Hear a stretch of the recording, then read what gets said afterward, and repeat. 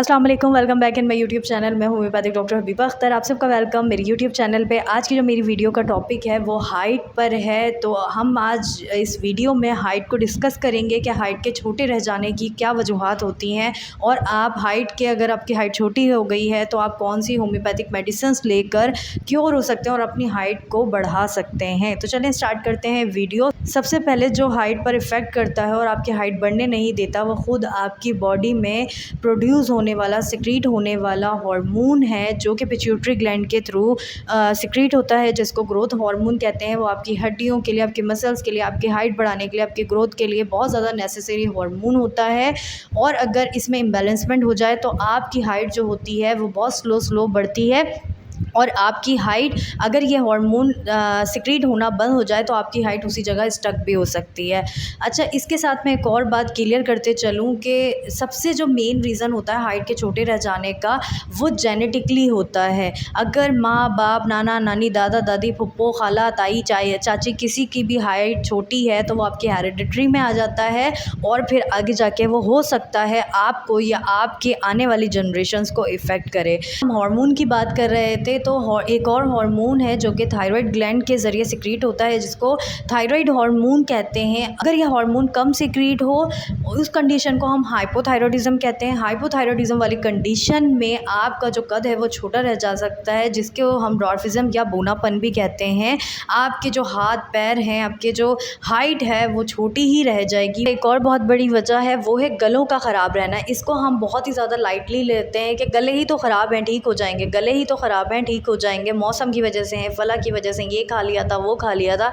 बिल्कुल भी बच्चे के साथ जुल्म ना करें। अगर बच्चे के गले बहुत ज़्यादा ख़राब रहते हैं या बार बार ख़राब हो जाते हैं तो ये एक बहुत बड़ा कॉज़ है हाइट पे जो इफ़ेक्ट करता है, और आप बच्चे की हाइट का जो प्रोसेस है वो स्लो कर देता है या बच्चों की हाइट को उसी जगह पे स्टॉप कर देता है। तो आप इन चीज़ों का बहुत ज़्यादा ख्याल रखें। इसके अलावा आजकल के दौर को अगर हम देखें तो लड़के और लड़कियों की हाइट बहुत ज़्यादा कम है। पहले ये चीज़ें बहुत कम देखने में आती थी कि हाइट कम है, और अगर मोस्टली नज़र आई तो लड़कियों में नज़र आती थी, लड़कों में तो बहुत ही कम नज़र आती थी। लेकिन आजकल के दौर में लड़का और लड़की दोनों की हाइट बहुत ज़्यादा कम होती है, जिसकी सबसे बड़ी वजह है, वो वजह ये है कि हिलते नहीं हैं बच्चे, सुस्त हैं बहुत ज़्यादा, मोबाइल हाथों में है, कंप्यूटर पर बैठे हुए हैं, एक कोने से दूसरे कोने, दूसरे कोने से तीसरे कोने, जिसकी वजह से उनकी हाइट बढ़ नहीं पाती है।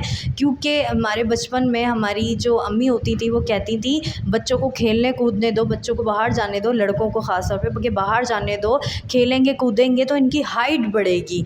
आजकल के बच्चों का ये खेल कूद इतना ज़्यादा है ही नहीं, जिसकी वजह से हार्मोन की सिक्रीशन पे भी असर पड़ता है, और हाइट का जो प्रोसेस है वो स्लो भी हो जाता है, और हाइट इतनी ज़्यादा बढ़ती भी नहीं है। तो आप कोशिश करें अपने बच्चों को भागने वाले खेल खिलाएँ, ऐसे खेल खिलाएँ जिसमें एनर्जी उनकी इन्वेस्ट हो। तो ये कुछ वजूहात थी जिसकी वजह से जो हाइट है वो बढ़ती नहीं है और वो छोटी रह जाती है।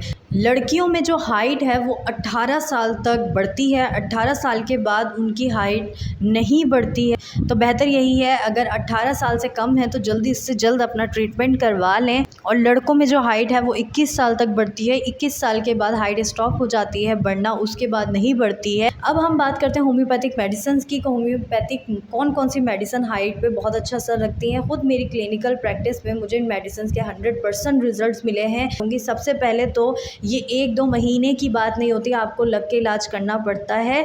तकरीबन आपको 6 महीने कम से कम देने पड़ते हैं, प्रॉपर मेडिकेशंस करनी पड़ती हैं ताकि आपकी जो हाइट है वो बढ़ जाए। सबसे पहली जो मेडिसिन है वो ब्राइटा कार्ब है। ब्राइटा कार्ब का जो बच्चा होता है उसके गले बहुत ज़्यादा मोटे मोटे होते हैं, बच्चा थोड़ा सुस्त होता है, देर से याद करता है और याद करी हुई चीज़ भूल जाता है। तो ये ब्राइटा कार्ब के बहुत ज़्यादा मेन सिम्टम्स हैं। ये आप 30 पोटेंसी में ले सकते हैं, या आपके घर में किसी को है तो आप उनको 30 पोटेंसी में दे सकते हैं। दिन में 4 बार 4-4 कतरे। अगर बच्चा छोटा है, तकरीबन 10 साल की एज तक है, तो उसको 2-2 कतरे दिन में 4 बार पानी में डालकर दें। इसके साथ ही आपको एक और मेडिसिन यूज़ करवानी है जिसका नाम है ट्यूबरक्लोनम। ट्यूबरक्लोनम अपर रेस्पिरेटरी ट्रैक्ट पे बहुत अच्छा असर करती है। अगर आपके गले ख़राब रहते हैं तो आप ब्राइटा कार्ब के साथ ट्यूबरक्लोनम 200 का एक डोज़ वीकली दे सकते हैं, लेकिन इसको ज़्यादा रिपीट नहीं करिएगा।